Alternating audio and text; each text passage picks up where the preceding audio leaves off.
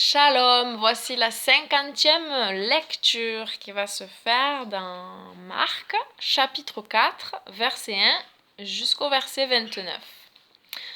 Le thème, c'est « Si nous écoutons et acceptons le message de Yahusha, nous aurons une vie fructueuse. » Yahusha se mit de nouveau à enseigner au bord du lac. Mais la foule qui était auprès de lui était si nombreuse qu'il monta dans une barque sur le lac et s'y assit, tandis que la foule restait sur le rivage. Il leur enseignait beaucoup de choses en paraboles.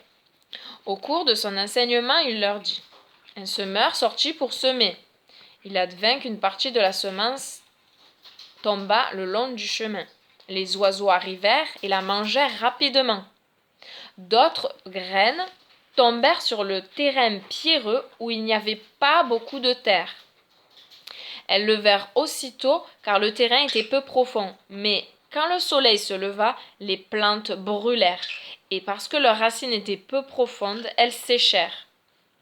D'autres graines tombèrent parmi les épines qui ont monté et étouffèrent. Celles-là ne donnèrent aucun fruit.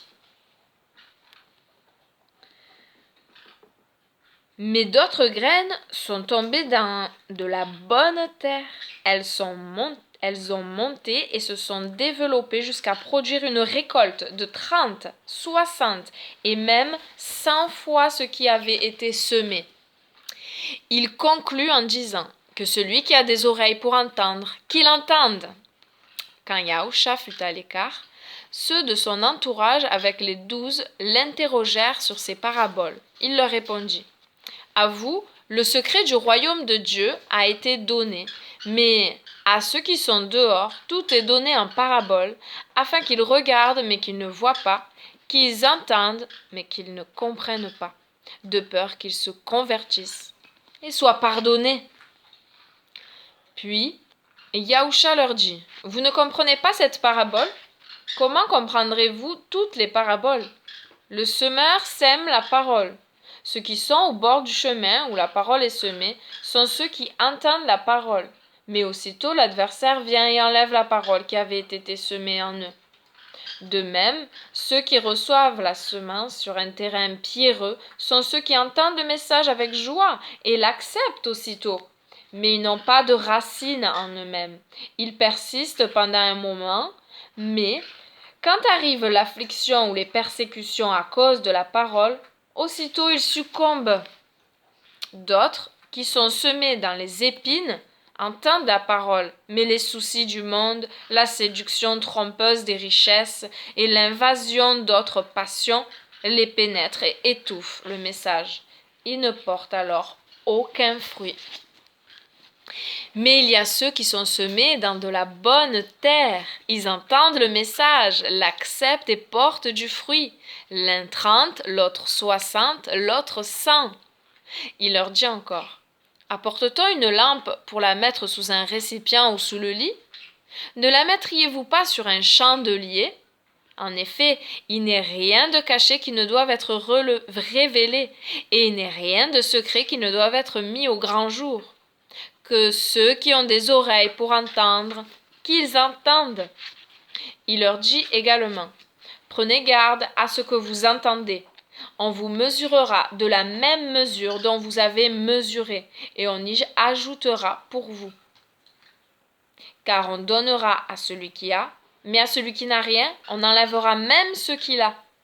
Et il dit: le royaume de Dieu est comme un homme qui jette des graines sur le sol. La nuit il dort, le jour il veille, et pendant ce temps les graines germent et poussent sans qu'il sache comment.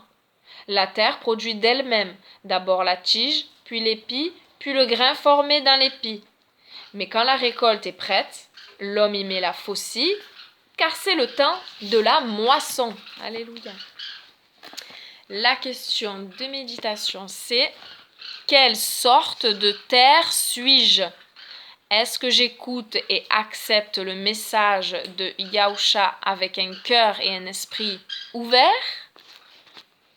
Voilà, réfléchissons. Quelle sorte de terre sommes-nous? Et avons-nous le cœur ouvert au message de Yahusha? Merci Seigneur de bénir chacun de nous, Seigneur, nos cœurs à tous. Merci parce que tu es là et tu vas agir, Seigneur, parce que ta parole qui est donnée, elle ne revient pas sans avoir accompli son effet. Voilà, patience, car chacun a un temps différent. En attendant, que nous puissions donner cette parole partout là où nous sommes et où nous allons. Que chacun se hâte, Seigneur. Nous avons un grand trésor que nous ne devons pas garder pour nous. Voilà, bénis chaque cœur, Seigneur, et agis, agis. Agis tout en tous. Merci. Merci d'être là et patient envers chacun de tes enfants. Merci d'attirer encore des âmes à toi. Oui, tu nous as fait grâce et tu veux encore que d'autres âmes soient sauvées. Béni soit ton Saint-Nom. Amen. Shalom, bonne journée.